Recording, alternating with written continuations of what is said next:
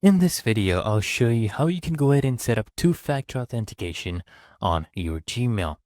Now, I'll click on my profile icon, click on manage your Google account, and then what you want to do here is come and click on security.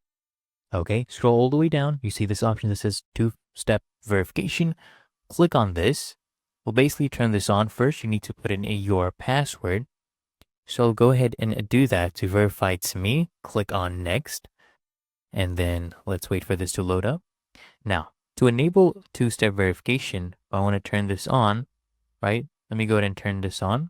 Show you, you need to add a phone number. So I'll go ahead and do that. Get a phone number and add this to my account. So my country is right here.